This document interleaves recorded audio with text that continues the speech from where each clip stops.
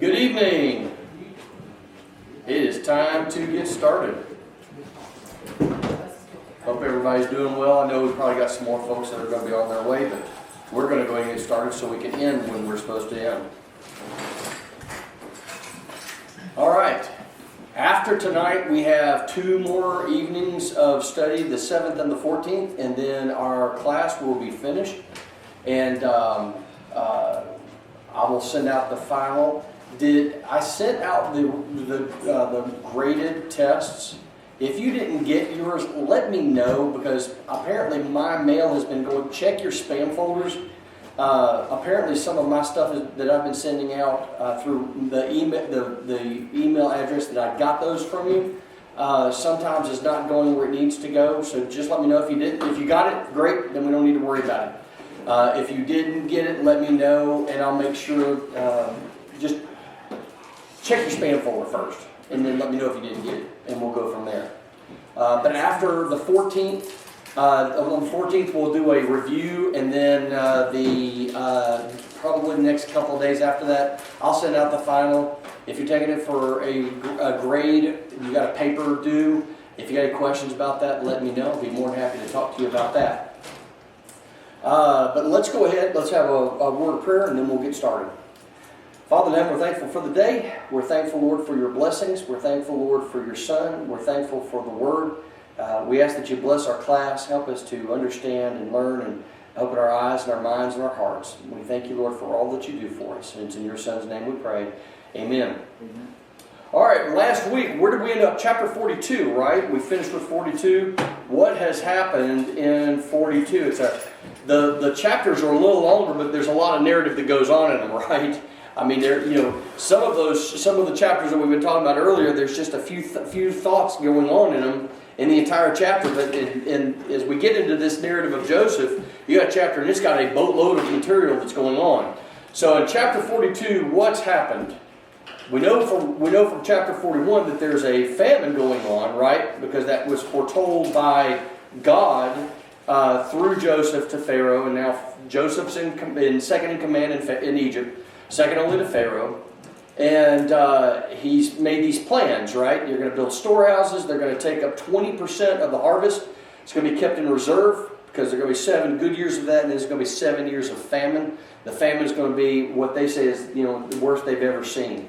If you know anything about famines, especially in countries countries like that, where there's not a lot of, there's not much else they can do. There's a certain area of Egypt that is fertile at any given time, and if there's nothing growing in that area, then the country goes belly up. So it's serious business. So this is what's happened. He's proposed this. He said, "Listen, this is what you need to do." Pharaoh says, "Absolutely, sounds great." I don't believe that on the spot he said this is what's going to happen. I think he consulted, and then they came back and they said, "Joseph, you're the guy.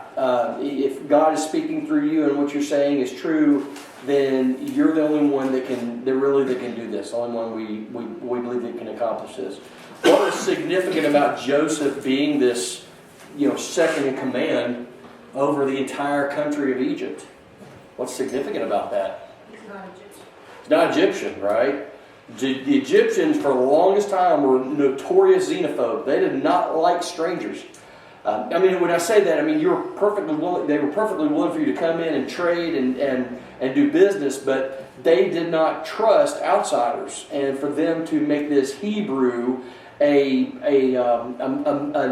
second in command, a top official, bypassing all of these people that had served the Pharaoh for all of these years, this was pretty significant, okay?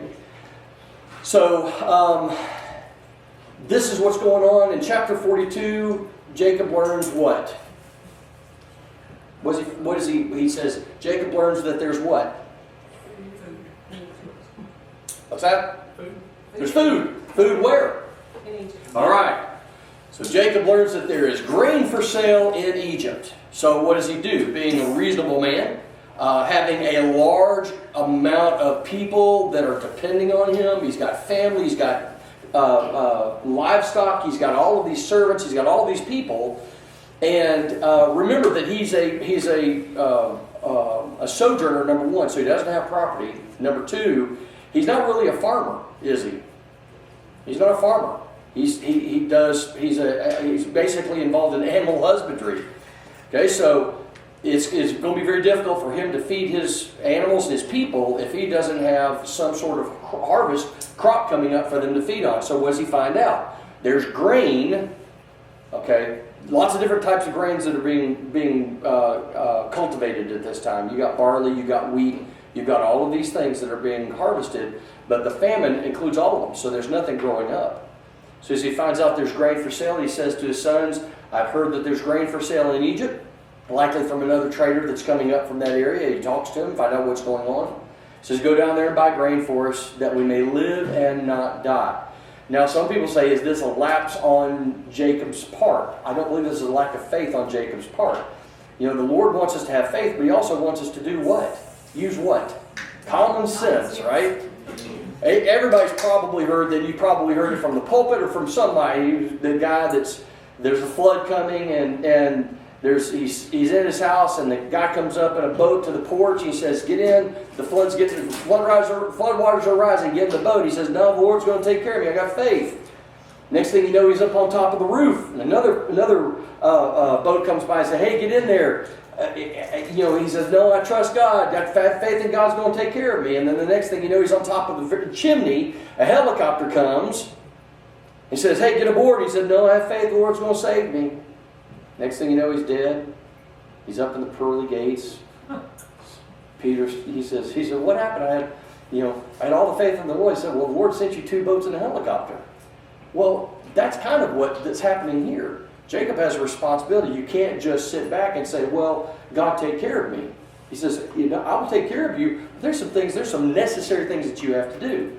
So here's Jacob saying, I've got plenty of money. There's no lack of money, but I can't eat money. But I can buy grain with money, even if it costs a lot. So I'm going to send my 10 men down there. They're going to take, who knows, it says that each one of them had a donkey. That's the donkey that they rode on. Remember, they're bringing back a lot of grain. They're not bringing back a couple of days' worth. They're bringing back months, because you never know. Remember, they've not been given the warning about how long this famine is going to last, have they? That was for Joseph and Egypt. So as far as they know, next harvest, hey, everything will kick back in and we'll be able to take care of everything. They don't know this, but they're bringing them as much as they can carry and paying a good price for it. So they go down there with who knows how many donkeys apiece. They load up the donkeys, and of course we read what happens after that. This is what's going on. What else happens in 42? Well, Joseph accuses them of being spies. Okay.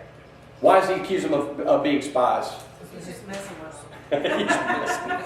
He's messing with them. Well, that's entirely possible and even probable, really. I think part of this, and I did a little bit of soul searching, so to speak. I did a little thinking. Could it be also that Joseph is kind of still keeping them at arm's length because he doesn't know what their hearts are. He doesn't know. Have they been in anguish and felt guilt over what they did to him, or are they still thinking, hey, if they see him again, are they going to try something else? And he's like, I'm not gonna open up my heart and my mind and my soul to these guys just yet. I'm going to keep them at arm's length for a period of time and then see what's going on, see where they are. Maybe throw something in their path and see how they deal with it. And to be honest and to be fair to the men, in their dealings with Joseph in this occasion, they're honest with him, aren't they? Look, this is the deal. And of course, Jacob gets upset because they're honest with him, but they said he asked us these questions. We'll give that in 43. But could it be possibly that he's just going to he still holds a little bit of a grudge, maybe a little bit of, anger in his heart, maybe. It's entirely possible. But this is what's happened. He accuses them of being spies. He knows who they are. They don't know who he is. Why would that be the case? He doesn't look like them anymore, does he? He's saw shaved and he's dressed like an Egyptian, and they've given him an Egyptian name. Yeah, he's got the shaved head. He's got there's no hair on him anywhere, and he's got those linen garments. He looks like a high official. He's sitting as a high official. He's got all of the traditional Egyptian garb on. He looks like an Egyptian, right? Yeah. And I think the other thing is they probably have long since just assumed he was dead. He's been a number of years, so it's like Yeah. they're not even looking for him. I wonder if they're doing that cognitive dissonance where it's like, they've probably talked about it and they've said, well, he probably, and they talk themselves into this understanding that either he's dead or why would he be there? I mean, he could be in another part of the world entirely. He may have made the wrong. He may have come up with those dreams to some people who did not take it even as well as his brothers did. Then they decided to knock him over the head and get rid of this troublesome Hebrew. Could be, could very well be. But they didn't recognize him because of how he looked. And he had essentially become an Egyptian because that was Pharaoh's intent. Make him look as appealing and as normal to the other Egyptians as they possibly can. They also noticed that he now walked like an Egyptian. That was Susan's joke. Mike stole that. Oh man! See, my dad will appreciate that one. My dad will appreciate that one. But he doesn't look like them anymore. They've reasonably assumed. Why would he be? Even if he were in Egypt, why would he be there? So they're not even looking for him in that capacity. But he knows them, right? He sees them. It hadn't been that long. So he sees them, and now we're not given to really know what's going on in his mind, but all we can do is go by what we see, right? He says, if you were honored, in verse 18, he says, on the third day, it's interesting that third day keeps coming up in Scripture, right? On the third day, Joseph said to them, do this and you will live, for I fear God. Now that must have at least somewhat pricked their ears up. I believe in God. And the term God here is what? It's Jehovah, right? It's God, the understanding of God. All right, so he says, I fear God. So at least maybe they're thinking, okay, maybe he's somewhat like us. Maybe there's some hope because he's not, he's not going to take our lives in the service of some pagan god of the Egyptians. He says, if you are honest men, let one of your brothers remain confined where you are in custody, and let the rest go and carry grain for the famine of your households. And bring your youngest brother to me. Now, why does he know they're saying youngest brother? Because they said our youngest brother is at home with the dad, and the other brother is no more. So there's only 10 of us. He said, all right, I'll let you guys go home. One of you's going to stay here. The rest of you are going to go home. You're going to get that youngest brother, and you're going to bring him back to me. All right? He said, so your words will be verified, and you shall not die. So he's basically giving them a do or die type of thing, right? He says, if you go and do this thing, I will take your lives right now. If you promise you'll do this thing, then I will let you guys go home and carry the grain so your family doesn't starve to death. But I'll allow this to happen. In verse 21, he says, in truth, we are guilty concerning our brother meaning Joseph, in that we saw the distress of his soul when he begged us and we did not listen. So what are they thinking? How are they understanding this? This is what? This is what the world would call what? Karma. This is what the world would call karma. This is receiving back something that they had done. Because now what are they doing? They're begging and they're not being heard. All right? So this is going to happen. If you don't want to die, if you don't want to die here, this is what you're going to do. And to be honest, the terms that he's proposing, if the consequence of not doing them is death, the terms that he's proposing are not unreasonable. All right, they're not unreasonable. So Reuben answers and he says, "Didn't I tell you? Didn't I tell you? Didn't I tell you? You didn't listen. Now there comes a reckoning for his blood. We are going to have to answer for what happened to this boy." And this kind of goes back to what we said just a second ago. What do they think has happened to Joseph? They think he's dead. Yeah, they think he's gone. So now we're going to have to answer. Okay, we'll have to get that. That's going to just be it's going to be a snare to us. That's what it's going to be.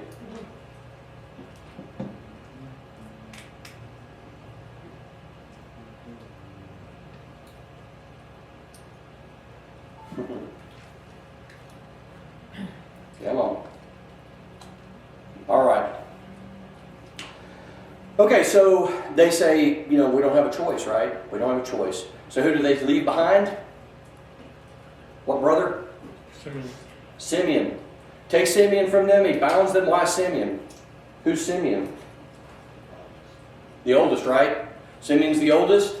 Makes perfect sense. He's the one that would be essentially is responsible for all of these guys on their trip. The oldest one always gets that responsibility. So they take Simeon, they bind him, and as he says he's going to do, he fills their sacks with grain, and then he puts everybody's money in their sack. And of course, this is sort of like a test. This is sort of like I wouldn't say a snare, but it's like a booby trap, so to speak. So there they go. They get halfway there, or they get a couple of days dirty, and then all of a sudden they realize the money's in their sack. Now what do we do? So, all right, let's go to chapter 43, because that's really where we're going to pick up tonight. All right, chapter 43, and it says, now the famine was severe in the land.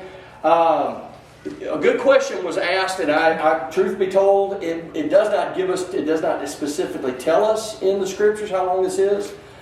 We do know that it's about 2 years into the famine, because there's several years left, and the famine is just going to get worse, and it's going to be progressively worse. It doesn't level out and, hey, we're going to be okay. It's going to get worse and worse and worse. The consequences are going to begin to pile up. So we've got 5 more years of a 7-year famine. And it says that the famine was severe in the land. So this is, when it says the land, it is everywhere. Everywhere they understand, everywhere they know is undergoing it. They're having the problems that are going on with this famine. So they had eaten the grain that they had brought from Egypt, and this is what I was getting to. Somebody asked, how long were they likely there before they went back to Egypt? How long did the brothers, when they got back to Canaan, how long did they remain there before they went back? And the question really kind of hinges on when did they go in the first place. If they went when the harvest didn't produce that year, and there's several different harvests, right? You've got this kind of grain that harvested at this time, this happened at this time, this happened at this time. We don't know if the famine was bad because the crops would sprout and they wouldn't last, if there was a blight, if there wasn't rain falling. We're not exactly sure what caused the famine. If it was simply a matter of, hey, it's sprouted, it looks like it's going to be fine, and then all of a sudden a blight takes it halfway through before harvest, that's one time. If it never rained and the crops never sprouted up, that's a different time altogether. We're not really given to know when it occurred, but it is likely that they had enough grain to last until the next harvest would be coming in, so they could tell, hey, the drought's or the famine's lifted, I think we're going to be okay. And when this next harvest did come in, they realized, okay, this is not going to happen. Okay, we still got barley to come in. Well, the barley harvest fails. Well, then we got wheat. Well, the wheat harvest fails. And you got all of these things as they go. And finally, they realized we're going to have to go get more grain because we're not going to get a harvest this year. All right? So we're not given to know how long it may. It may be as short as 3 or 4 months. It may be as long as 9 months. We just don't know how long they were there. But we do know this, they had gone through everything that they had brought back from Egypt, which was, like we said, a significant amount of grain. So their father says, okay, well, here we are. What do we need to do? Well, the harvest didn't come in, so now what do we need to do? We need to go back to Egypt. All right? So I want you to go back to Egypt and buy us a little food, hoping that maybe this next harvest might be the one that, we're back to normal. Everything's coming up again. The animals can eat and we can eat. He says, so, they're banking on this. But there's Judah. All right, Judah says, the man who, Joseph, right, the Egyptian official that spoke to us in the first place, solemnly warned us, you will not see my face unless your brother is with you. So in other words, if we go down there without Benjamin, he's not even going to sell us grain. We might as well go down there and just turn around and come back, because he says you're not going to be able to buy anything unless you bring your brother back. Plus, by the way, we have an older brother that's still in captivity down there. And I think what they're angling for here is they're angling for God to simply trust them with Benjamin so that they can go down there and they can come back up. So you've got 2 different concerns weighing here, right? You've got Jacob's concern, which is for who? Jacob's concern is for who? Benjamin. It's interesting. I have no doubt in my mind that he loves Simeon, but he's concerned about Benjamin. He's concerned about Benjamin's welfare, especially in the company of his brothers, which is when the last son took a nap, right? As far as he knows. So he says, I trusted you with Joseph. I can't trust you with Benjamin. He said, but we can't buy grain, and our family's going to starve to death unless we take Benjamin down there with us. And see, they even try to reason with him, right? If you will send our brother with us, we will go down and we will buy you food. But if you will not send him, we will not go down. For the man said to us, you will not see my face. It's interesting that we see a lot of, in the account, the next couple of chapters, you'll hear a lot of repetition. It's like he said this, and then they repeat it again in the next 2 or 3 verses. But if you will not send down, we will not go down. Israel said, why did you treat me badly as to tell the man that you had another brother? All right, let me bring this up. All right. So Israel, or Jacob's attitude has been changed, hasn't it? It's been changed for the worse. Look what he says. He says, why did you treat me so badly? And he goes down here at the bottom, he even says, if I am bereaved of my children, I am bereaved. So I think the situation with Joseph over the last 13 years, around 13 years, has dramatically changed. His countenance has changed because of the loss of his son Joseph. I think at this point he's counting the days. All right. So he's at first it's he's in anguish that he's going to have to send his son down there, or everybody's going to die, and then it's just sort of a giving up. He says, well, if my children die, they die. I mean, there's nothing. If I'm bereaved of them, then I'm bereaved of them. It's kind of like what happens with Job. Job eventually just sort of settles into a pattern of self-pity. It's like, well, if it happens, it happens. First he wants to die, and then he just sort of, well, it is what it is, and I'm just going to live with it until the Lord takes me again. All right? So he says, why did you treat me so badly as to tell the man that you had another brother? And the brothers are very reasonable about this, aren't they? They said, the man questioned us carefully about ourselves and our kindred, saying, is your brother alive, or your father alive? Do you have another brother?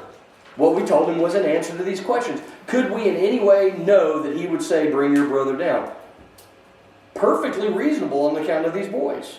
It's like, yeah, I mean, he asked us questions. He's a man of a high position. He asked us questions, and they were honest with him. And unfortunately, their honesty in this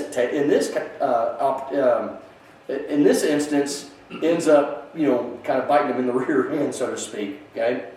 Says, could we in any way know that he would say, bring your brother down? And Judah says to Israel, his father, send the boy with me, and we will arise and go, that we may live and not die. He's appealing to Jacob's common sense, reasonableness. Now, is Jacob necessarily in a reasonable state of mind at this particular point in time? It doesn't appear that he is in a reasonable state of mind. But, we'll get to it in a second. He said, send him with me, we will go down, we will buy food, that we may live and not die, both we and you and also our little ones. Look what he says here. And I think this is the statement of Judah's, I think this is a noble thing. He says, I will be a pledge of his safety. In other words, my life for his. I'm the one responsible. It's my life for his. From my hand you shall require him. From my hand. The emphasis there is on from my hand you will require him. All right. If I do not bring him back to you and set him before you, then let me bear the blame forever. Wow. Judah's stepping up to the plate. All right. Being very reasonable. We have to buy food. The only place to buy food is in Egypt. If we don't take him down there, then we can't buy food. Let me take the boy and go down there and get us some food and come back up so that we will live and not die. All right. If we, you notice in the verse 10, he kind of throws this little, kind of like a backhanded, if we had not delayed, we would have been, basically been there and back again twice. But you held us up and you kept us. So what does this tell us? That it was Jacob that was keeping them from going back down with Benjamin to get Simeon back and bring back more food. This was him just refusing to hear anything on the matter. I don't want to hear it. We're not going to do this. He said, we've delayed for this long. We would have been down there up twice. Okay? Look at verse 14. He says, if it must be, do so. And this is, even in the midst of all this, Jacob is engaging in what we would consider to be a little bit of hospitality, so to speak. Look what he says, if it must be so, then do this. Take some of the choice fruits of the land in your bags and carry a present down to the man. Grease his palms a little bit. Maybe make smooth the pathway out a little bit. Maybe, I guess we would call it sucking up to it a little bit, right? Basically a little bribe. maybe, take some of the obstacles out of the way. He says, take a present down to the man, a little balm and a little honey, gum, myrrh, pistachio nuts, and almonds. It's kind of like a little present. It's like, here, maybe this will help things along a little bit. Take double the money with you. Why are they taking double the money? Because their money got returned. What's that? Their money got returned. Their money got returned. So they essentially haven't paid for the first load of grain. Now he's sending them back down there to get another load of grain. He said, all right, take twice the money, pay what we owed for the first time, and now pay for the next, right? He was not trying to pay twice for the same thing. He said, I'm going to pay my bill, all right? So I want you to take double the money, carry back with you the money that was returned in the mouth of your sacks. Perhaps it was an oversight. Take also your brother and arise and go to the man. May God Almighty, and the words God Almighty here is El Shaddai. All right, El Shaddai, which means God generously provides. The many-breasted one. All right? Now, by the way, he says, as for me, if I bereaved them, that's where we get that. If I'm bereaved of my children, I am bereaved. So the men took this present, they took double the money with them and Benjamin. All right, everything that Joseph wanted he's going to get in the next couple of sentences. They arose and went down to Egypt and stood before Joseph. All right, Joseph sees them. There's a lot that's not written about this thing, and it's kind of frustrating, but I've got to be careful about not going to sources that are just simply trying to fill in the blanks. It doesn't really say exactly how all of this worked.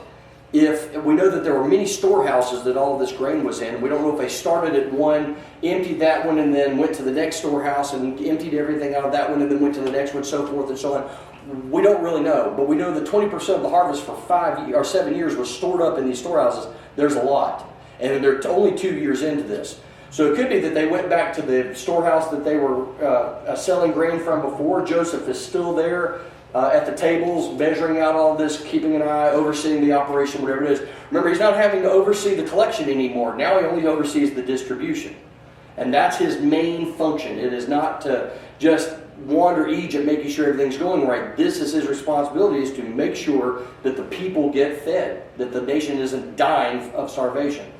So it's likely that he is at the same, maybe even the same storehouse that he was before, still sitting at the same table, still looks like an Egyptian, right? So when these boys show up with a donkey, the boys, 11 of them this time, show up with their donkeys, and Joseph is still at that table. He sees them coming, he knows who they are, they present themselves, and it says, and when Joseph saw Benjamin with him, he said to the steward of his house. Remember, he's saying this to the steward of his house. He's not saying this himself. He says, bring the men into the house and slaughter an animal and make ready for the men or to dine with me at noon. Now, he had told them this. He just tells the steward this. So the man did as Joseph told him, and he brought the men to Joseph's house. What kind of animal? Don't know. It would be interesting to find out that Joseph prepared an animal that would have been clean for the Hebrews to eat. I don't know. Because they did have dietary restrictions at that time. They just weren't written down into Levitical law. Okay, so it would be very interesting to see that for these brothers of his, that their food was going to be something that would have been clean and proper for them to eat, while the Egyptians, on the other hand, were probably feasting on who knows what kind of animal, and clean or unclean, that's probably what they were eating. So he goes, slaughters the animal. He said he did as Joseph told him, and he brought the men to Joseph's house. They were afraid because they were brought to Joseph's house, and they said, it is because of the money which was replaced in our sacks the first time that we were brought in. So that what? Now what do they think Joseph's going to do in this case? What does it say in verse 18? He's going to do what to them?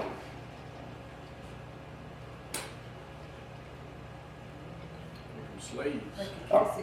He says, it is because that we are going to be brought in that he may, my ESV right here, says, so that he may assault us and fall upon us to make us servants and seize our donkeys. This shows a certain amount of mistrust. Now, we talk about the Egyptians being slightly xenophobic about strangers, not trusting strangers. That is no different from these brothers of Joseph and their father.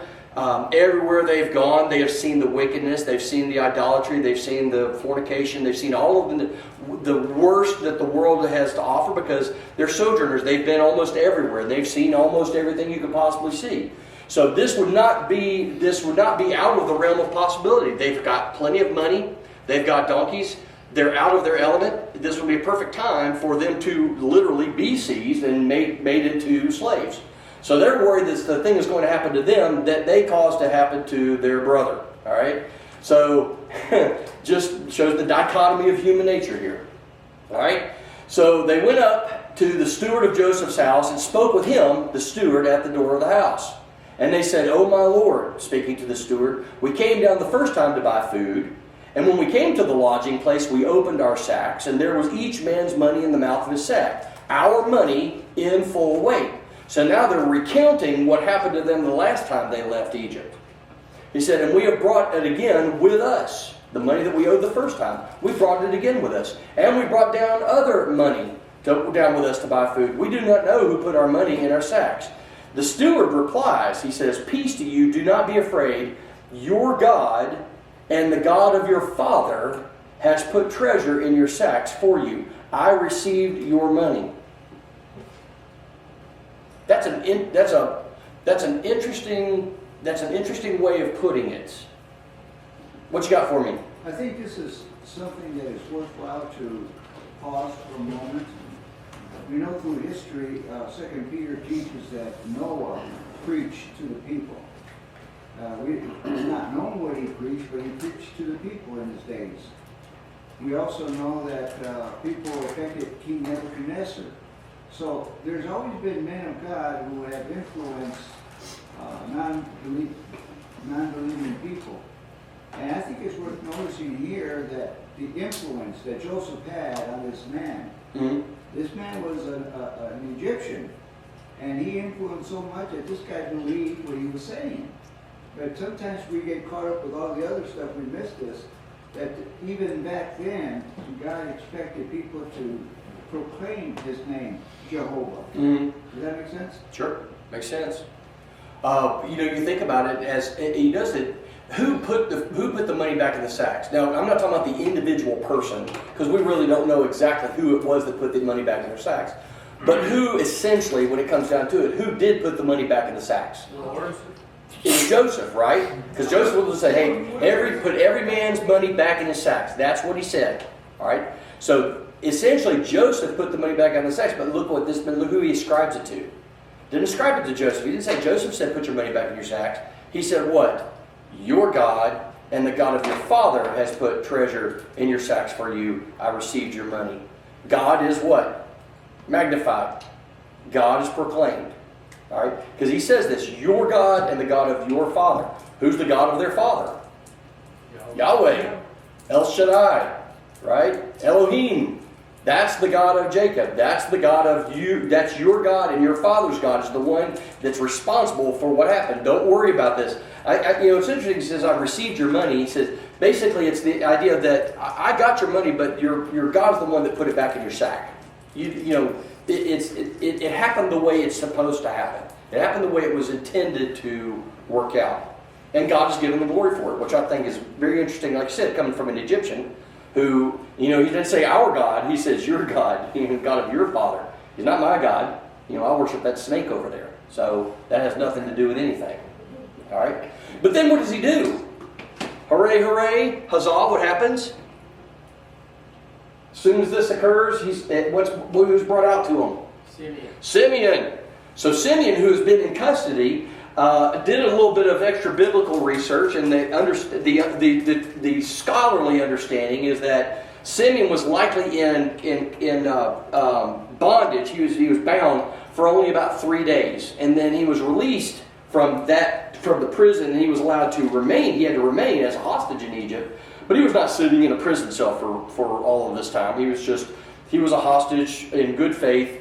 Likely was shown deference by the people because he's Joseph's brother. So Joseph's making sure that he's not abused and mistreated. No matter what Simeon might have done to him, he doesn't do the same thing. Okay? So they bring out Simeon to them, and when the steward, had brought them into Joseph's house and given them water and had washed their feet. This doesn't sound like typically the service you typically get from a merchant, do you? I mean, when I go in to buy stuff, they don't treat me like this. This looks like Joseph is beginning slowly to take care of them. And the good thing about it is, as good as he's commanded them to be treated right now, it's only going to get better for them. Because when they come back to live, it's going to be even better for them. Okay? So they had brought them in, they had given their donkeys food, they had washed their feet, and they had given them water. Then they prepared the present for Joseph's coming at noon, for they heard that they should eat bread there. So it's basically a command performance. You're going to eat at Joseph's house. Oh, no, where they said, I don't think you understand. You are going to eat at this man's house.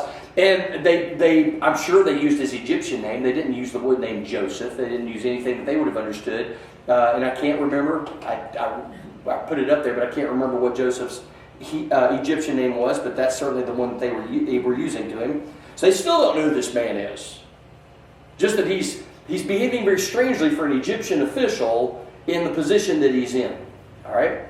So when Joseph comes home, they brought into the house the present that they had with him, all of the stuff that Jacob had said, the fruits, the gum, the myrrh, the pistachio nuts, the almonds, all of this stuff, delicacies from their land, Canaan. All right, they bring him to the present, they offer it up to him, and look at what happens in verse 26. What happens at the end of verse 26? They bowed down. So, what was the dream that Joseph had? Or two dreams, meaning the same thing. What were the two dreams that Joseph had? Their corn would bow to him. Okay, so you have these stalks, and these stalks their sheaves are going to bow down to his sheaf, and then you're going to have what? The sun, the moon, and the stars all bow down. Your stars bow down to my star. So you've got this case of the dreams coming true. I mean, they are fully realized at this point. They bow with him. They bow down to him on the ground. So this is not a mere matter of just a kind of a bowing type of thing at the waist. This is a matter of they get down and they show obeisance. All right. So he inquires about their welfare, and look what he says: "Is your father well? The old man of whom you spoke, is he still alive?" Still perpetuating the ruse. He's not letting him off the hook quite yet. Maybe still testing him, find out, okay, where's your heart in all of this? You know, what's going to happen? And also, are they going to lie about it? Or are they going to concoct some fanciful story? What's going to happen? Also, he might just be, he's wanting to find out if his father's still alive. He hadn't been there in 17 years. He's probably, or 13 years, he's a little concerned about his father. He loved his father, and his father loved him. They said, your servant, our father, is well. He is still alive. And they bowed their heads and prostrated themselves. That means what? Prostrating means you're laying all the way on the ground, with your head down, with your face to the ground. This is showing complete and total what? Homage. This is a show of utmost respect to a man who is second in control in the kingdom. All right.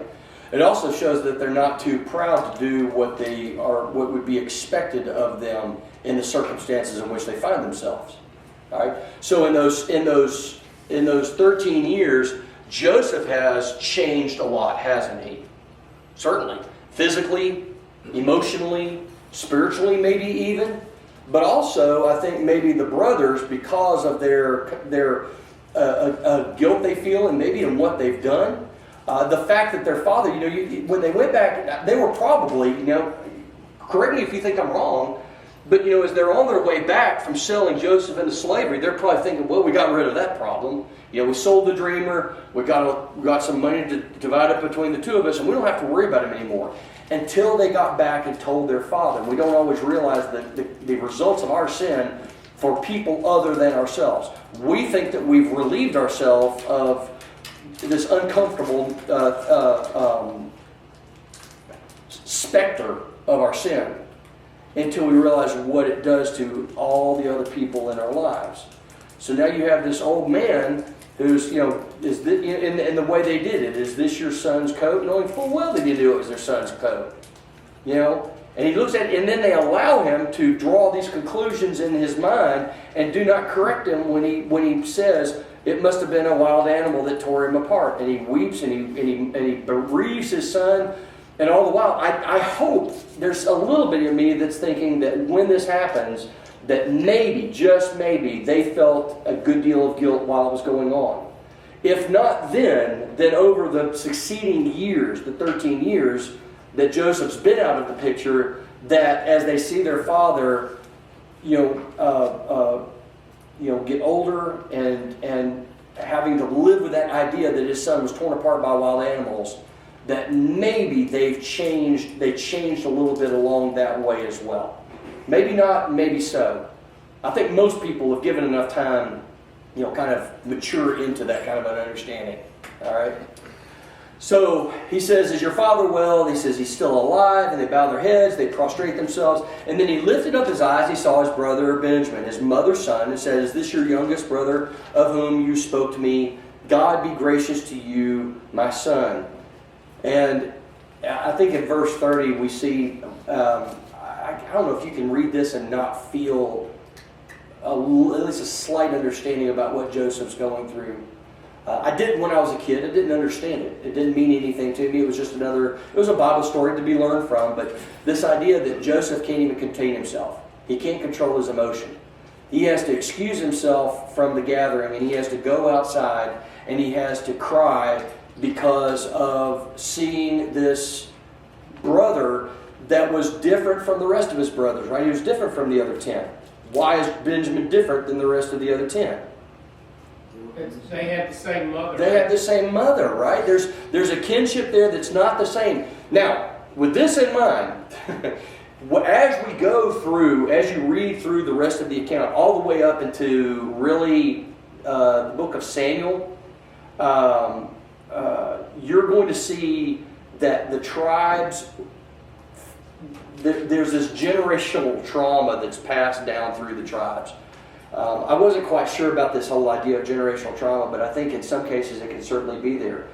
The tribes never really coalesced as a cohesive unit, even when they were fighting their way into Canaan. There were still issues between the 12 of them, and then when they got in, they started establishing. There were issues between them, and it wasn't really until Saul that the nations began to come together as a true nation, where those issues are erased. And under David, it almost became full bore. This was a nation that worked together and lived together and worshiped together and all of this. And then, of course, you have, right after his son Solomon leaves the throne, you have this split, and it never reconciled. It never healed itself. So, at this point anyway, Joseph has to excuse himself. He weeps in this chamber, and then it says that he washed his face, and he came out. I like the idea he washed his face. If he washed his face, that means he could come out, and if he's got red, blurry eyes, then they say, well, he just was washing his face, and that makes it understandable. So, but he controls himself, right? He says, serve the food. They served him by himself. So when I kind of charted this out in my mind, I'm thinking the idea, okay, you basically got 3 areas in which there's going to be food served. You got Joseph that's sitting at a table by himself. He is certainly not going to be seen by the Egyptians as eating with these Hebrew nomads. That would be unthinkable. But Joseph also couldn't eat with the Egyptians because why? The Egyptians could not eat with Hebrews, and no matter how dressed up Joseph is, he is still a Hebrew. He just doesn't look Hebrew, but he is still a Hebrew. For that is an abomination to the Egyptians. So you had the brothers all sitting at this area over here, all 11 of them, and they're eating and they're feasting, and then you've got the Egyptians that are sitting over here, and you've got Joseph that's sitting at a table by himself, but he's able to watch and there's festivities going on. They just can't sit there and pass the plate and pass the food to one another. All right? And they sat before him, the firstborn according to his birthright, the youngest according to his youth. So it just goes down this stair-step line. And the men looked at one another in amazement. Why? Because portions were taken to them from Joseph's table, but Benjamin's portion was 5 times as much as any of theirs, and they drank and were merry with him. Here's the, we talked about how bad favoritism is, and yet you still see it crop up here. Benjamin is still going to be his favorite because that's the son of his mother. That's his true blood brother. Okay. Anybody got anything they want to add to chapter 43? Because I'll tell you what we could do since we're at the end of 43. We could stop here and have our break, and then we'll pick back up at 7 o'clock. Yes, 7 o'clock. But anybody got anything they want to add? Anything? When they're bowing, there's probably a lot of fear in them. Certainly. Yeah. Yeah, they're bowing, and they're prostrate, but they're probably scared. They don't know they're in a foreign place. They don't know what's going to happen next. No, they don't know. Hey, we're in a vulnerable position. What is he going to do to us? I think they were fearful. I mean, it says they were fearful even after he exposed himself. After he said, "Hey, here I am. I'm your brother Joseph." They were still fearful even after that. So, which reasonable? Absolutely reasonable. All right.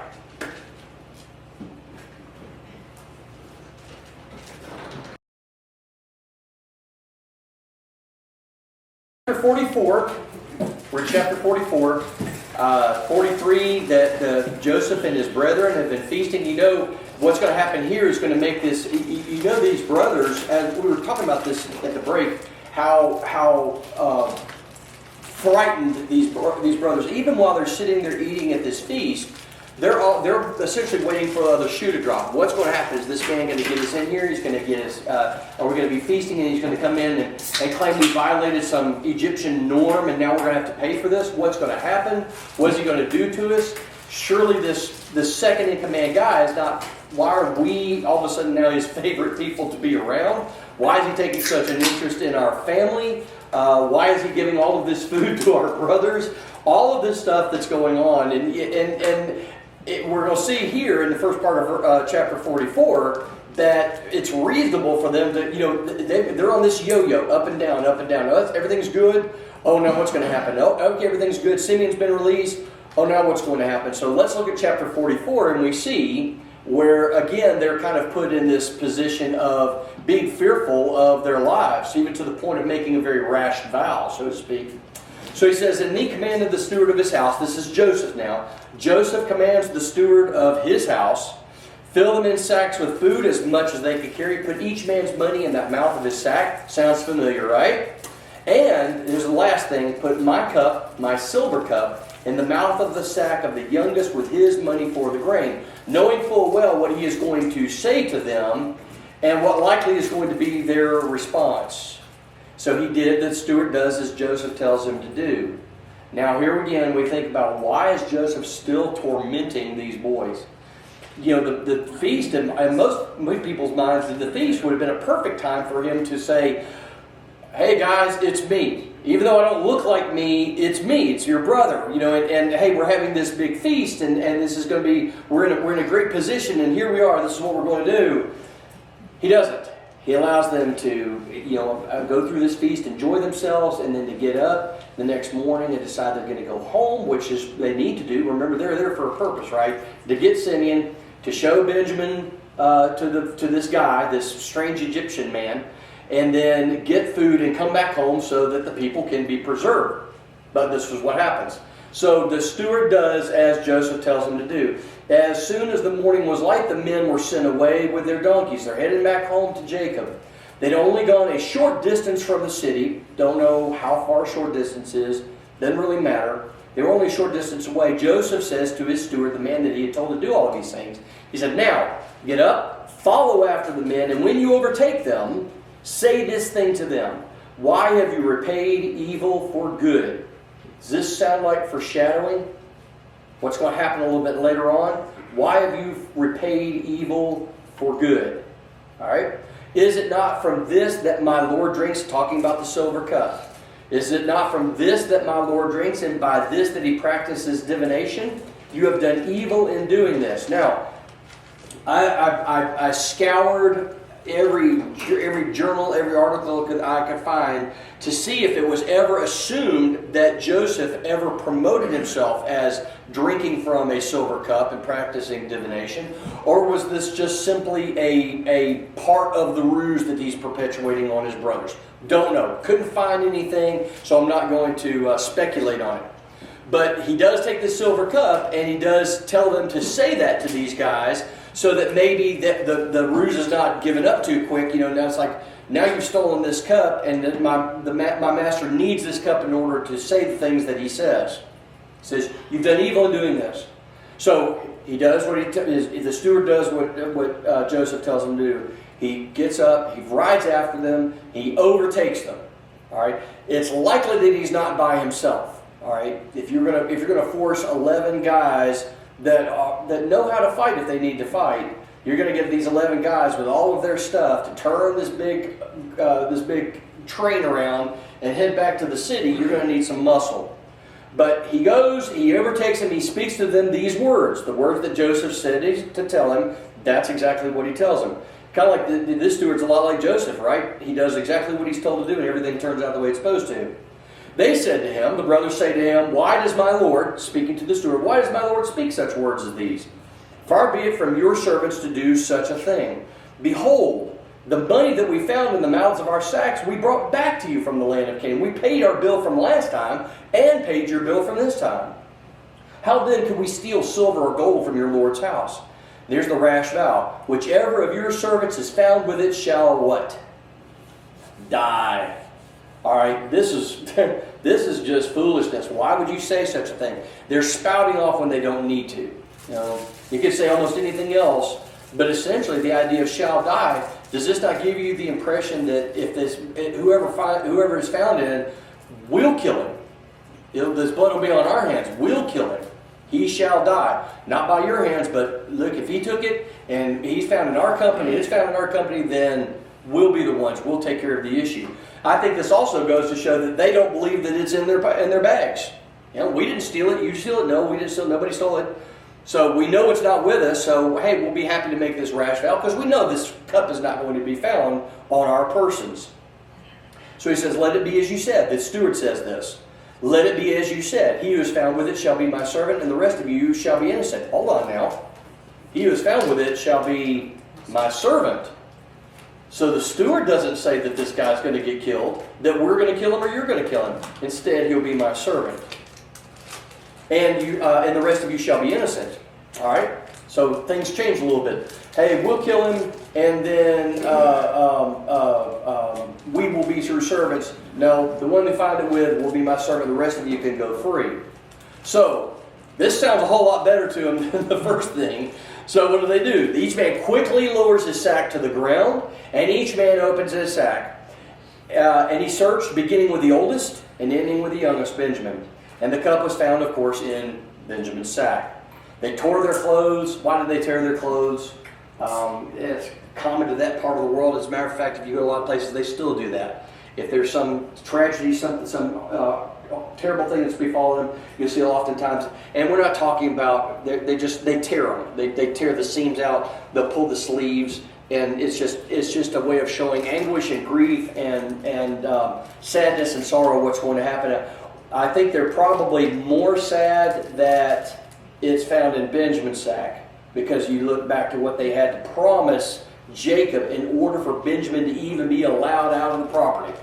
It's like, his blood will be on my hands. From my hands you will receive him. You gave him to me to be in charge of. You'll have to receive him back from me, and I'll be the one that bears the guilt. So they're just, we're not told also if they believe that Benjamin stole it. I don't know why they would think that Benjamin would steal this silver cup. But that's where the cup was found. And it doesn't matter how it got there. The thing is, it was found there, and they made they agreed to this pronunciation of judgment about what would happen to the person that was found in. All right? But they all take their sacks, they load it back up, they load everything back on the donkeys, and they turn around and they all head back to the city. Don't know if they even got a couple hours away, 2 or 3 hours away. Don't know. But they all headed back there. All right? So, I'll tell you what, let's put that up there. So when Judah and his brothers, they come back to Joseph's house, he was still there. They fell before him on the ground. Joseph says to them, "What deed is this that you have done? Do you not know that a man like me can indeed practice divination?" All right, so this may explain why he's asking them questions that are kind of leading questions. You know, do you have any more brothers? Where's your father? All of these things, now they're thinking, okay, this guy is not just a high official, but he has abilities and powers, and apparently he uses this silver cup that he drinks from in order to practice this.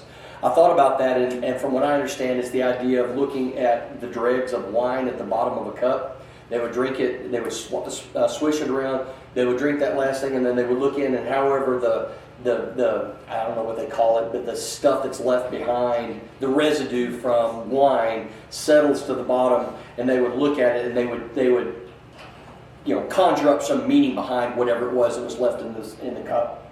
All right.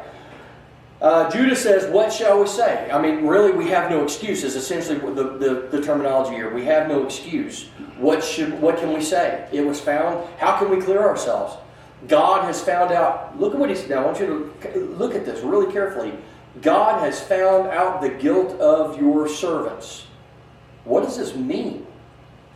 God found out the guilt of your servants.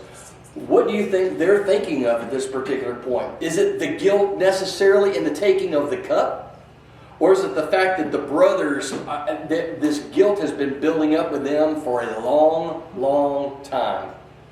I think this is the case. It's all coming to a head. They believe that now they are finally being paid back. This is God's justice on them for this evil thing that they've done in the past. Whether it takes in the form of being falsely accused of stealing a cup, whatever it may be, they understand now that they are finally being held accountable for a wrong that they had done before. This shows a profound misunderstanding about God, but it's understandable because even now today, have you ever spoken to somebody who believes that the things that they're suffering right now have to do with some sin, some wrong that they've done 20, 30 years ago? It's been over and done with, but now now I'm being paid back. And it's like, that's not the way the Lord works. At least in most circumstances, that's not how it works. So, but here's where they are. And they said, what can we do? What can we do? We have no excuse. There's no explanation we can give you. What are we going to say? He says, how can we clear ourselves? God has found out this guilt of your servants. Behold, we are my Lord's servants, both we and he also in whose hand the cup has been found. Doesn't say his word, doesn't say his name, but the guy that he found the cup with. But he said, "Far be it from me that I should do so. Only the man in whose hand the cup was found shall be my servant. I'm excusing the rest of you. Go back, be at peace with your father." Man, he is just jerking them along here. And again, I think he's understood. I think he understands now that these guys, everything that they had in their hearts in the past, I think at this point he realizes it's been purged up. They're not making excuses. They're not blaming someone else. They didn't try to run. They didn't do anything. They're simply accepting what? Just punishment.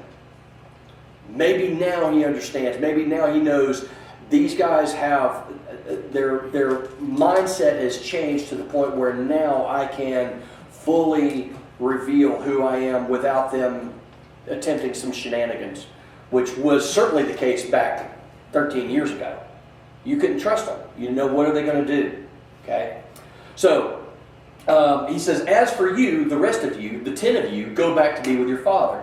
Judah goes up, and I like this. This shows an honest, forthright person. He says, "Oh my Lord," and this terminology here is kind of strange, but this is typical of a subservient person speaking to someone who's in a position of authority. Because we hear, remember when Abraham was talking to God about sparing Sodom, right? "Don't be angry, let my Lord, don't let your anger burn against your servant. I've spoken once, let me speak one more time." Very, very humble speech from an inferior to a superior. Okay? And this is what Judah does. He says, "O my Lord, please let your servant speak a word in my Lord's ears, and let not your anger burn against your servant, for you are like Pharaoh yourself." So this shows Judah humbling himself before someone who certainly has a position of authority over him. "My Lord asked his servant." So he's going to repeat what we already know, but he's going to say it again to make his case. "My Lord asked his servants, have you a father or a brother? And we said to my Lord, we have a father, an old man and a younger brother, the child of his old age. His brother is dead. He alone is left of his mother's children, and his father loves him." I think this goes into the idea they genuinely believe that Joseph was dead. I think that's what this is. "He said to your servants, bring him down to me that I may set my eyes on him. We said to my Lord, the boy cannot leave his father, for if he should leave his father would die." They're not too far away. It seems to be a little bit of hyperbole, but I don't think they're too far away from this. I think if Benjamin had not been able to go back to Jacob, Jacob probably would have died on the spot. I think that would have been the end of him. He was already old, and another blow like this, his favorite wife Rachel is gone. His first son by her, Joseph, as far as he knows, is gone. And then Benjamin now no longer can come back and be with him. I think this would literally kill him. I think that's reasonable to assume. Or he would no longer be a man. He would just be the shell of a person shambling around while his sons, sit there and bemoan the fact that they've done this to their father, which shouldn't have been done. He says, we said to my Lord, the boy cannot leave his father, for if he should leave his father would die. Then you said to your servants, unless your youngest brother comes down with you, you shall not see my face again. So, when we went back to your servant, our father, we told him we told him your words. Let's use this. And when Jacob said, go again, buy us a little food, we said we can't go down, because if Benjamin doesn't go, if Benjamin goes with us, then we will go down, because you said we could not be seen by you unless we brought him with us. Then Jacob says to us, you know that my wife bore me 2 sons, one left me, and I said, surely he has been torn to pieces, and I've never seen him since. If you take this one from me, and harm happens to him, you will bring down my gray hairs in evil to Sheol. In other words, he won't be able to bear it, and he'll die. I mean, he said these words. So now, therefore, as soon as I come to your servant, my father, and the boy is not with us, Benjamin doesn't come back with us, as his life is bound up in the boy's life. I want to stop here. I want you to think about, here's these 10 sons. They didn't ask for the circumstances of their birth, did they? Not one of them asked to be born in the manner, in the order in which they were born. Not one of them. Okay? And this again goes to the idea that here's this man, this patriarch, this man that God has cut a covenant with, and through whom all, like his father Abraham or his grandfather Abraham, all the nations of the world would be blessed. They still feel the consequences and the negative consequences of simply being, I wouldn't even call it second best. There's a level. There's Benjamin and Joseph, and then there's the rest of them. Not that he didn't love them, but they always felt that dichotomy between Rachel and her 2, and then Leah and Bilhah and Bilhah and I forgot the other handmaiden. Anyway, the other 3 wives, so to speak. And here he is, and he's having to say these words out. He says his life is bound up in the boy's life. How difficult that would be to accept that. I don't know. That's just my personal opinion. That seemed like it would be a very difficult thing. And he's having to say this out loud. As soon as he sees that the boy is not with us, he will die. And your servants will bring down the gray hairs of your servant, our father Jacob, with sorrow to death. For your servant became a pledge of safety for the boy to my father. In other words, he's speaking about himself, right? I'm his pledge. If I don't bring him back, I'm the one responsible. I'm the one that's going to have to pay the consequence for not bringing this boy back. He says, I shall bear the blame. Now, therefore, please let your servant, me, Judah, let me stay behind instead of the boy as the servant to my Lord. Let the boy go back with his brothers. I think this shows incredible growth on Judah's part, as well as an understanding about the culture and the people of the time. They believe that a debt is to be repaid, even if it meant costing them personally. Remember, Judah's got family back home. He's got a wife and kids. And now he's not going to be able to go back home because he's made this pledge. I'll stay here and I'll accept the consequences. I'll bear the responsibility. He said, for how can I go back to my father if the boy is not with me? I fear to see the evil that would find my father. Is there love on part of Judah towards Jacob? I think so. It tells us this. He's concerned about him. He doesn't want to see him die, and he believes that he would either die or be as good as dead if Benjamin didn't come back. I don't know. You notice we don't see the anger or the negative viewpoint towards Benjamin on the part of the other brothers. It seems like that was really mainly concentrated toward Joseph. We're not told that they don't have any, but it doesn't appear that they do. It could be that the boy is young enough that it's not as big of a problem for them. You notice that Benjamin doesn't come and say, hey, you all bow down to your stars bow down to my stars and your sheep bow down to my sheep. So you didn't have that maybe an arrogance that went along with Benjamin as it did with Joseph. I don't know. But they seem to be concerned about both their brother and their father. They don't want anything to happen to either one of them. So,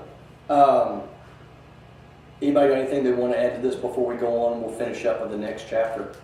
But look what it says. Is Joseph maybe getting final satisfaction, or is it just because he's about to bring all this to a conclusion? He's about to shut down this whole ruse. I think Judah finally passed the test that Joseph was putting him through. Maybe that's what it was. That oration, this final thing that he says to him, Joseph is a discerning person. One thing we do know, he is a discerning person. And it could simply be like you said. He heard this and said, I think it's time to finish this out. You know, there's obviously growth there. I don't fear them anymore. I don't have to fear them anymore. But now I feel comfortable enough just dropping all of this and letting it go. I don't know. Good enough explanation for me. All right. So let's go to chapter 45, and then we'll finish up with this. So Joseph, after Judah makes this it would have to be moving, especially the way that he would say it. He's not just reading this wrote off of a card. He's genuinely pouring himself out because he's very concerned about everything that's going on. Joseph could not control himself before all those who stood by him.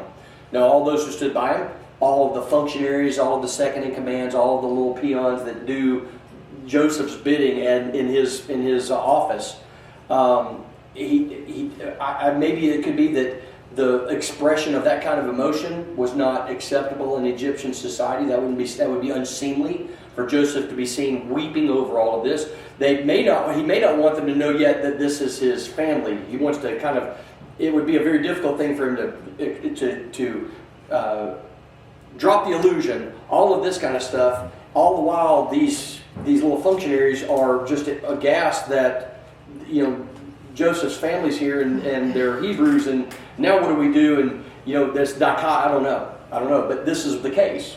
He can't control himself, so he makes everybody go out. So no one stayed with him when Joseph made himself known to his brothers. And it says, and he wept aloud. All right? One thing guys don't typically do is cry a whole lot, at least not in public. Now, if you ask us if we cry in private, oh yeah. There's some times where it's like, I don't want. That's just not something I'm a big public crier, but yeah, in private I will. Or people that I'm comfortable with and I trust. Okay, big thing. All right. So he weeps aloud so that the Egyptians heard it. So they're out. But you know what employees do when they leave the room, right? They're doing this. So they're outside going, okay, what is he saying in there? I don't know. What is he saying? I don't know what is he saying. So they're sitting there listening, and it says that the Egyptians who left the room, what? They heard it. And the whole household of Pharaoh heard it. So what happens? These people hear what's going on inside. They hear him do all of this stuff. They hear him cry. And then what do they do? What do also people do after they've heard something that's juicy and full of gossip? What do? They spread it. So you got people running all over Pharaoh's house. You won't believe what just happened. Because this is monumental. This is huge. These guys that Joseph, they brought him to, and they feasted with him last night, and then they stole his silver cup and all of this kind of stuff. Guess what? They're family, But that doesn't have the consequence that you might think it would have, because we find out Pharaoh's reaction in just a couple of minutes. And Joseph says to his brothers, "I am Joseph." Talk about a bombshell. This bald Egyptian guy is now saying, "You don't recognize me. I don't have my beard. I don't have my hair. I'm dressed in fine linen and all this, but I am Joseph. I'm your brother." And look what the first thing he asks, "Is my father still alive?" But his brothers could not answer him, for they were dismayed at his presence. What does this mean? They were dismayed at his presence. Not for him just standing there. What were they dismayed about? Talked about it a couple minutes ago. Just the fact that he Probably was what alive. he may do to them. Okay. Send them into- The fact that he was alive is a huge one. We thought you were dead. Why are you even alive? And why are you here? And why are you, not just why are you here in Egypt, but why are you there? I mean, second in command, because they knew what his position was. They knew what his official position was. What is going on here? So they're dismayed, number one, that in the idea of dismayed, they're caught out by the fact that he's alive, and now this is a guy that they threw into a pit for 3 days, and then they sold him into chattel slavery, and then as far as they know he's dead. What's their real fear? What's he going to do to us? Was all of this just a sham, and now he's going to have us executed one by one in front of him, knowing full well that if he did so, he would be well within his rights in this official capacity to do just that. He had every ability to say the word and someone be killed on the spot. That was the power of Pharaoh, and remember it says only on the throne does Joseph not have the power of Pharaoh. So he had the ability, their life and death is literally in his hands. So they certainly have the ability to do this, even if he doesn't have the will. Well, and I think that's one of the reasons they were dismayed. They were like, you know what? He's had all these opportunities to kill us. Right? Now what's going to happen? Yeah. Is it going to be worse? Is he going to put us? Are we going to be slaves? They were confused before, and now they're really confused. Yeah, and not just a little bit worried. Very, very confused, but very, very worried. All right. So, let's see. So, here we go.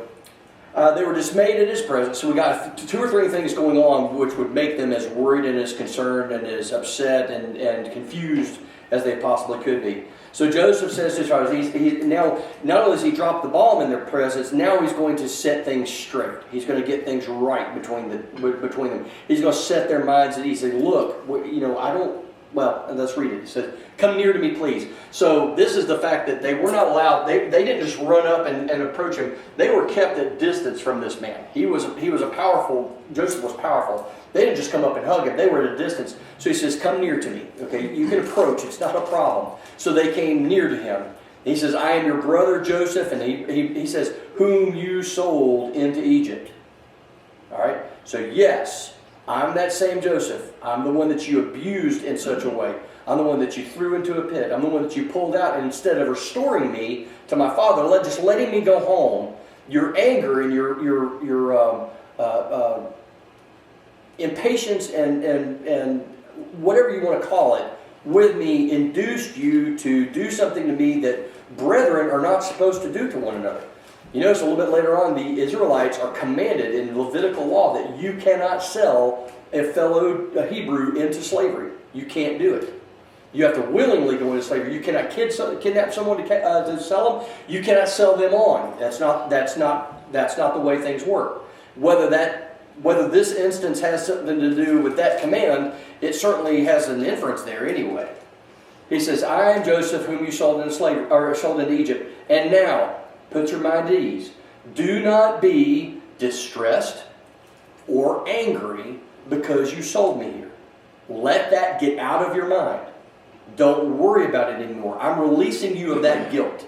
Do not worry about that anymore. I love this again, as we said earlier, God is magnified. He says, look what happens. For God sent me here before you to preserve life." Not just their lives, How many thousands of people survived that famine simply because God instructed Joseph, gave him the ability to interpret that dream, put him as second in command. So we're not just talking about preserving the lineage of Abraham all the way through. We're talking about thousands of people all over the known world at that time. Okay? So he sent me here before you to preserve life. It says, for the famine has been in this land these 2 years. So we've had the 7 years of plenty. Now we've had 2 years of famine. Now there are yet 5 years in which there will be neither plowing nor harvest. You know, if somebody said that something like that to us, what would be our reaction? The fact that there's not going to be any crops for the next 5 years. There would be riots in the streets because that's human nature, unfortunately. We would just be out of control. He says, this is what's going to happen. It's not over yet. As a matter of fact, the worst consequences are going to be yet to come. Because what happens when people starve? And it doesn't mean that nobody starved in the land. It just meant that life will be preserved. It doesn't mean that everybody was going to live, but just a lot of people were going to live that wouldn't normally. But you think about that. Entire families, entire villages, gone. You know, there's nobody left. So it's bad news, and it's only going to get worse. God sent me before you, verse 7, to preserve for you, your families, your individual families, a remnant on earth, and to keep you alive, or to keep alive for you many survivors. And if you think about it, that's kind of an understatement, right? I think it says there's 70 that ended up coming down and living in Egypt from Jacob's family. How many leave Egypt at the end of the 400 years that they live there, and then they're in servitude, and they come out? It was just this vast multitude of Hebrews marching up out of Egypt. So this idea, this is probably just a little bit of he's downplaying it slightly, right? Many survivors, meaning thousands and thousands of survivors. So it was not you who sent me here. I like this because he essentially takes it, I think this is an ingenious way of helping them get rid of the guilt that's going on. He says, look what he says. He says, so it was not you who sent me here. It wasn't you. It was God. Wow. So in spite of their wickedness in doing what they did, God was the one that was responsible for him ending up where he was supposed to end up. He says, God sent me here. Not just, God made the best of a bad situation. God literally brought me to this place. Now, he used wickedness on your part to do it, but God is the one that brought me to this place. All right? He made me a father to Pharaoh and Lord of all of his house and ruler over all the land of Egypt. All right, so he kind of lays out the case for the brothers being able to finally, maybe for the first time, be able to get past what's going on. I think part of it is the idea that they know now that they didn't kill him. I think that may have been one of the biggest parts of guilt in their lives, is thinking that they sold him into a group of people that may have taken him somewhere, used him up, just worked him to death, and then cut his throat and threw him in a ditch. Because that happened a lot in chattel slavery. It's happened a lot throughout the millennia that mankind has been in existence. You work a slave to absolute death, then you kill them, you knock them in the head, you cut their throat, and then you throw them in a ditch. You were perfectly entitled to do that because you were the owner of that property. He says, you don't have to worry about it. You didn't kill me. As a matter of fact, everywhere that I've gone, God has blessed me. You know, you don't need to worry about this anymore. I think this is a stellar reasoning on Joseph's part. Hurry up. And here now that he's explained the situation, he's told them not to worry about it anymore, assuage their guilt, so to speak. Now he gives them instructions.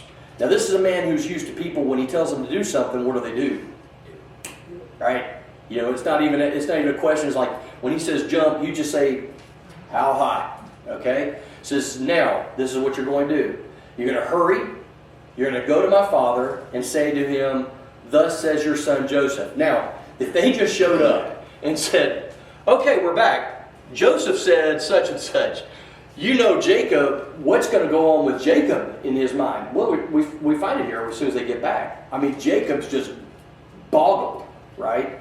He can't understand what in the world's going on. He says, hurry up and say to him, Joseph, thus says your son Joseph, God has made me Lord of all of Egypt. Come down to me. Of course, we know they would go down through the Negev, and then they would end up in Goshen, right there at the mouth of the Nile River. You shall dwell in the land of Goshen, and you shall be near me, You and your children and your children's children and your flocks and your herds and all that you have, there I will provide for you, for there are yet 5 years of famine to come, so that you and your household and all that you have do not come to poverty. Now I love this. I mean, you talk about, I think this is fascinating.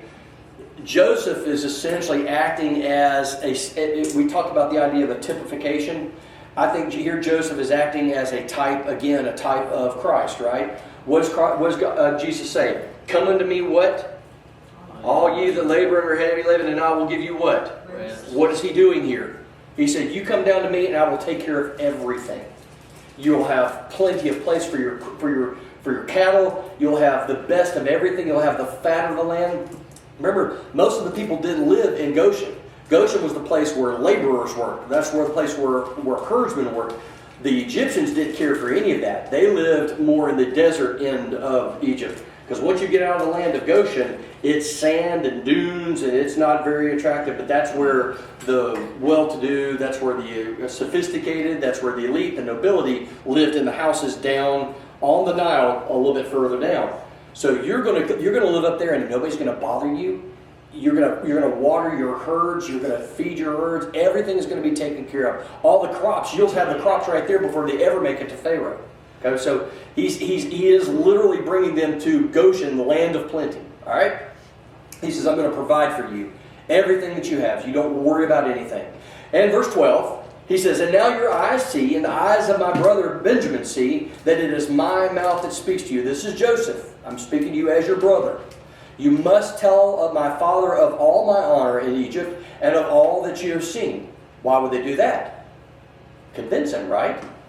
We're eyewitnesses. We literally saw these things. We saw Joseph. We saw who he is. We saw what he is. We saw what he's capable of. And when he tells us to come down there, he's capable of fulfilling exactly what he says he's going to be able to do. Right? Okay, so here we are. Then he falls upon his brother Benjamin's neck, and Benjamin weeps upon his neck, and he kissed all of his brothers and wept upon them. After that, his brothers talked with him. I think what he's saying here is that now that he's made these big pronouncements, he's given them all of the information they need. Now they can just talk. They can enjoy and fellowship with each other, probably eat some food, and just take a little bit of time, because they're still processing. So far, they haven't said anything, at least not that we read. So now it's probably a chance for them to ask.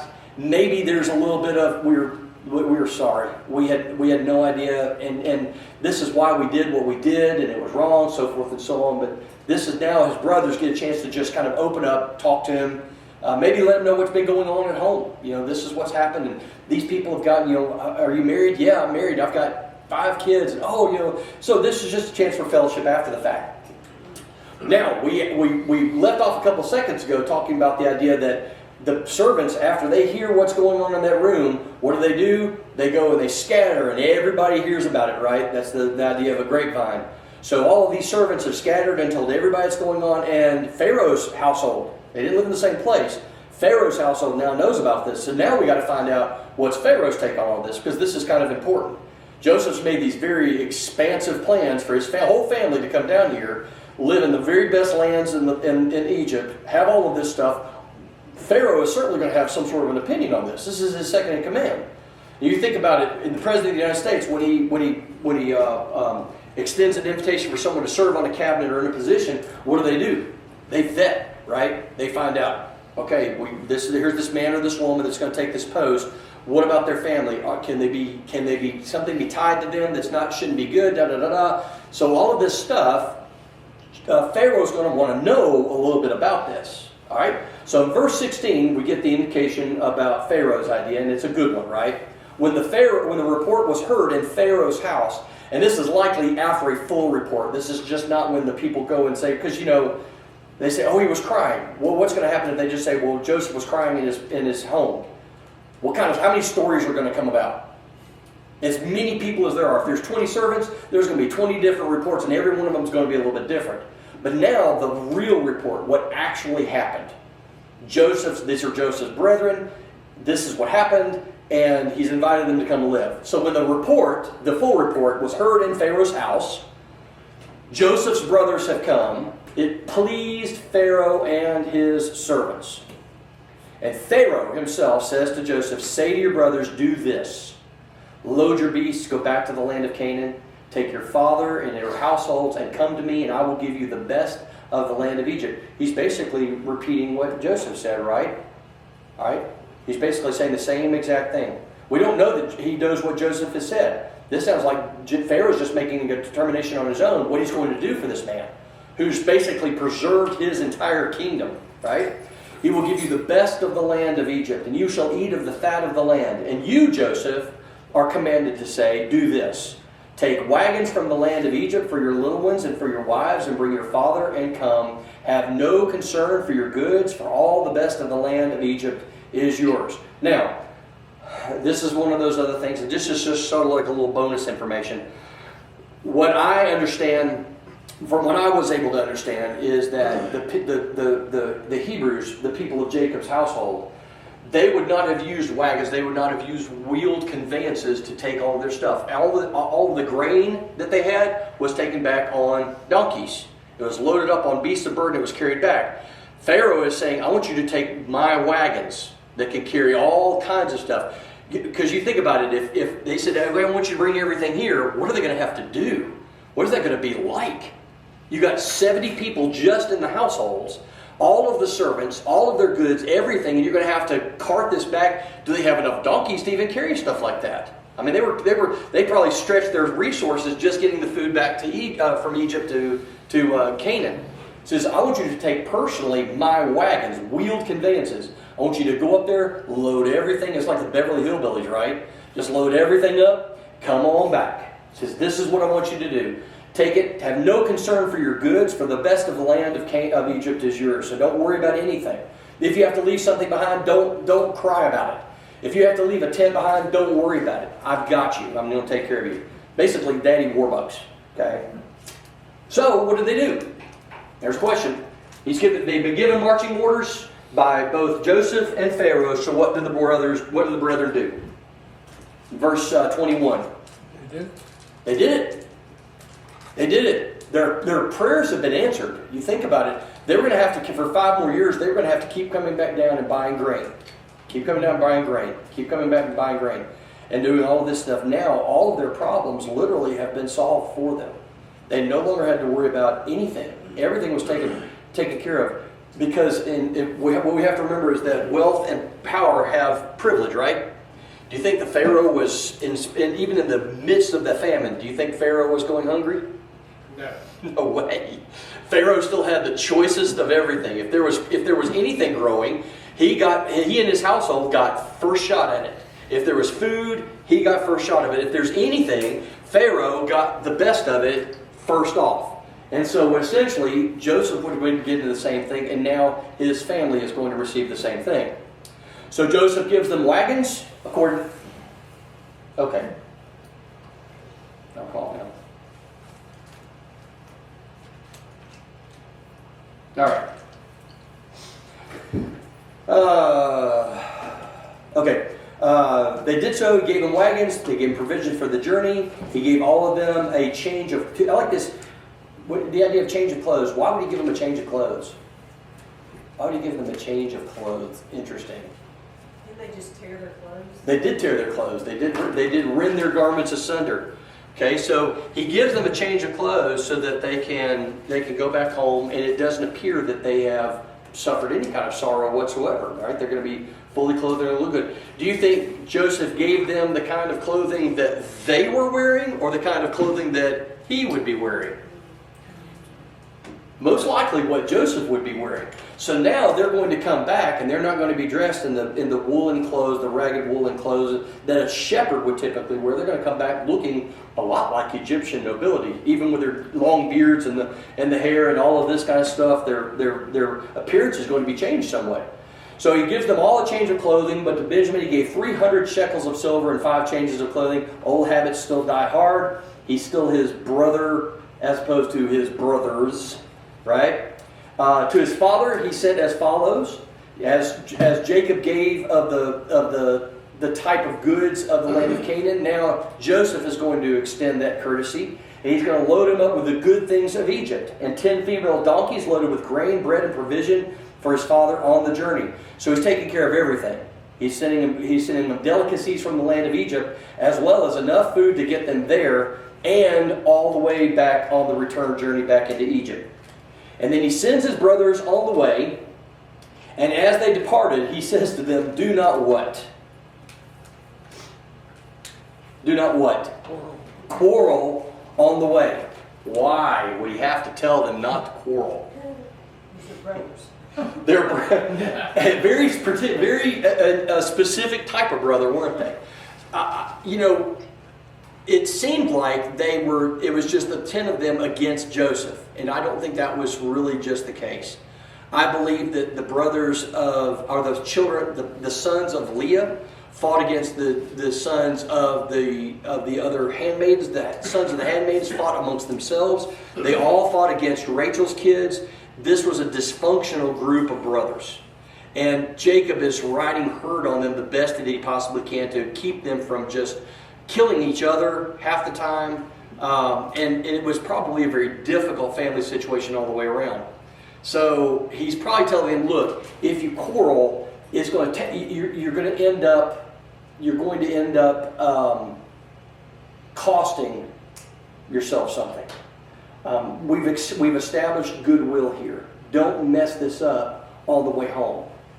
Don't get back to our father and then argue about who did this and who did what and so forth and so on. Probably there would be a little bit of, I told you not to do that. Well, you said this, and well, yeah, but you said this, and there would be this argument about who treated Joseph worse, or who didn't believe the dream, or whatever it may be. There would be this argument all the way home if they didn't just band together and do the right thing all together at the right time.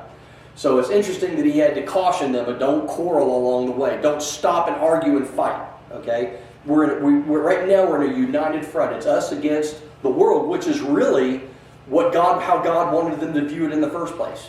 It is you against the rest of the world. I'm going to preserve you, but it's y'all against everybody else. Okay? So they went up out of Egypt. They come to the land of Canaan to their father Jacob, and they told him Joseph is still alive, and he is ruler over all the land of Egypt. Now, I've never been in this situation. I don't think anybody in here has ever been in this situation where you thought someone was dead. You would convince yourself that someone was dead. You would mourn them. I mean, essentially, even though there wasn't a body, you had essentially buried them in your own mind. You had gone through all of those stages of grief that we read about, everything like this, only to find out that that person is not dead, they're still alive. And not only are they still alive, but you won't believe where they are. You won't believe the position that they're in right now. You know, this guy that we went there and bought the food from, that was your son. We didn't recognize him. You won't recognize him, Dad. He doesn't look like he looked 13 years ago, but he is who we say he is. We've seen it all. No, that's what he said. You know, you've seen everything. You're eyewitnesses of what you've witnessed here in Egypt. You go back and tell Dad, oh man, he is, not only is he second in command, but he has this beautiful house. He has servants. He eats the best foods, and he's dressed differently, and you won't recognize him, but it's your son. It's your son. And it says that his heart became numb, for he did not believe them. That's understandable. They lied to him in the first place, right? Well, He's probably in a state of shock. I think when you talk about the heart became numb, I don't know if I've ever experienced clinically what shock is, but this seems like a textbook case of what that probably is like. Do I believe them? You know, should I even believe you guys? Have you been lying to me this entire time? Is everything that you've told me about your trips to Egypt, is any of it correct, or is it all correct? All right? But look what it says. When they told him all the words of Joseph, which he had said to them, and when he saw the wagons that Joseph had sent to carry them, the spirit of their father Jacob revived. Kind of lends credence to the idea that after he understood that Joseph had been just killed by wild animals, that something in him just snapped and a part of him died. But now we see where his spirit is revived. Now he has more purpose, maybe. There's a pep in his step that hasn't been there in so many years. Yeah. And I think Jacob, after hearing the words of Joseph, they told him all that Joseph had said. Now he sees God's hand in it. Could be. And he's like, you know what? It's Yeah. not just you guys telling me this. Yeah. I can now see God's hand in this. Yeah. And Jacob was very devout. And Yeah. now he sees him working through Joseph. I mean, God had told Jacob what he was going to do for him. He had instructed him in everything he was going to do for him. We don't see where where the brothers tell him everything that they had done to Joseph, only that Joseph was there. But I have a feeling, you know what guilty hearts want to do? Guilty hearts almost always want to confess. So it could be here is where they said, okay, years ago, let's tell you everything that happened. That years ago, this happened, but now, because they say that God sent him, because if they said, look what he says, when they told him all the words of Joseph, part of the words of Joseph was, you meant something for evil, God meant it for good. And God sent me to this place before you so that I may preserve life. Okay? So that tells us that it's entirely reasonable to understand that they had to come clean to their dad about their part in Joseph's disappearance in the first place. I think it would be very difficult to look at them in a kindly manner if they weren't willing to own up to what they had done. I think they did, yeah. And so here in verse 28, we'll finish up with verse 28. And Israel said, Jacob says, it is enough. In other words, I don't need anything else. This is as much as I need. Oh, hold on. Essentially saying this, I can die now that I know that Joseph is alive, because all of his sons are still alive. You know, he was worried about Benjamin. Benjamin was returned to him, right?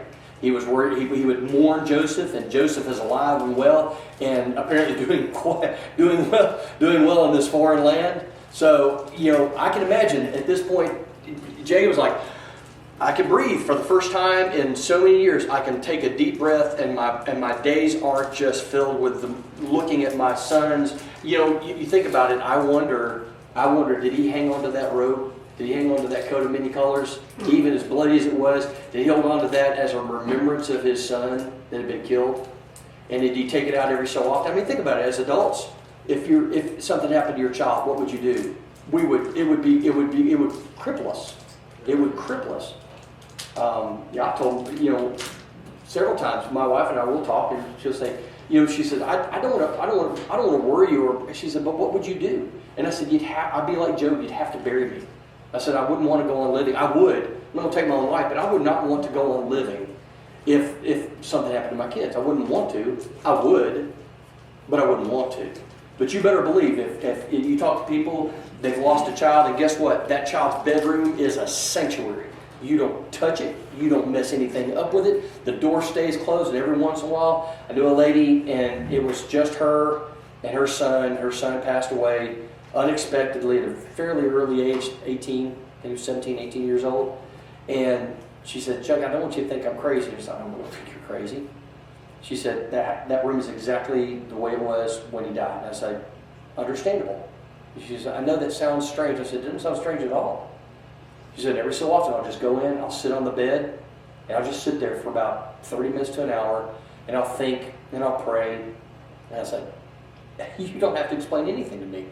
I said, that's a perfectly reasonable way of dealing with this. And I think about Jacob and how he dealt with the loss of his son. Especially, he didn't die he died, the idea of your child being torn apart by wild animals.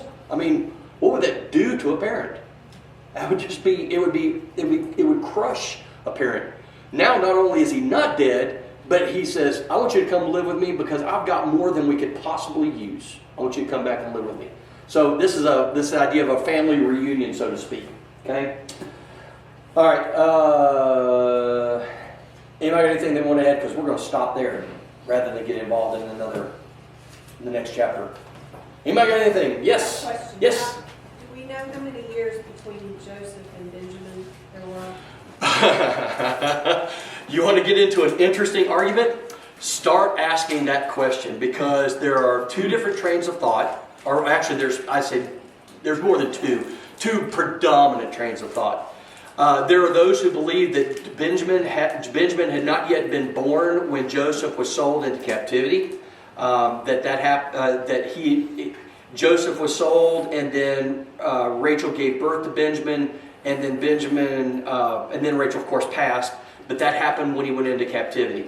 Then there are those who believe that Joseph knew his brother and had associated with him at least at a small, very, very young age before he went into captivity. And those who don't believe it, they said he understood that maybe his mother, Rachel, was pregnant when he was sold at 17. So he knew that his mother at least was going to have another child, and now he's asking about possibly that possible child. At the end of the day, I have not found a conclusive answer one way or another. We know this, though, that Benjamin, in my opinion, Benjamin is an older kid at this point. Even if he's maybe Joseph's age when he was sold into slavery, let's say that Benjamin's probably young enough to be under the control of an older brother, 17, 16, 17, 18 years old, when he went back to Joseph, or when he went back down to Egypt with his brothers. I don't think that Jacob would have sent an 8, 9-year-old little boy back down to Egypt into that kind of danger. He would have put his foot down and said, no, he's not going at that age. So if that tells you anything, Joseph's around 30 at this point. So it could be that you could probably say that Benjamin might be 17, 18 years old. So, if that tells you anything. But again, I asked that question, I researched it, and there's no... Now, you can go to some of the extra biblical writings, and they'll explain everything. They'll tell you everything you need to know, and you just have to sift through it and see how much of it is accurate. But I think that would be reasonable. That would be a reasonable assumption. You think about it, if he was sold into slavery at 17, he might have known Benjamin for until he was around 4 or 5 years old before he was sold. So That's what I was thinking, that he sounded like he might have been a teenager. And you Yeah. never have dialogue no, from Benjamin. yeah. Benjamin really he's a passive participant in the whole thing. So. How All far right. of the journey was it from Canaan to where Joseph was? What's that? How far was it from Canaan to where Joseph is today? I don't know. That's something I can find out. It's fairly simple enough because I know we have a reasonable understanding about where Joseph was, because actually those storehouses are fairly well documented. There are some who believe that, well, I'm not going to get into that, but those storehouses were along the Nile all the way down, so it would be fairly easy to ascertain that, and I'll find that out for next week. Yeah. So, How far would they travel in a day? now that's a good question. Yeah.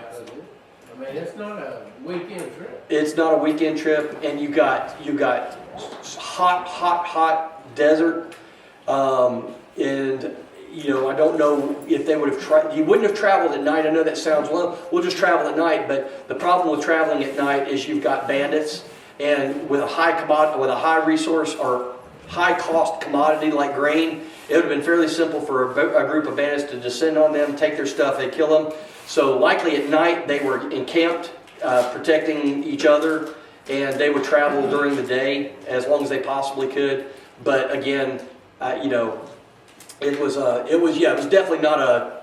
Oh, you got something? Between 250 miles and 330. Ooh, So that's a long that's a long way. That's a long way.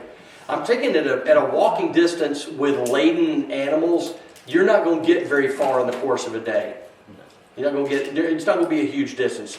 10, maybe 15 miles, because you have to. You got these animals, and you can't drive them too hard because they'll die. And you got to water them, you got to feed them, and then you've got to make camp. So you probably go about 10, 15 miles in the course of a day. So it was a journey.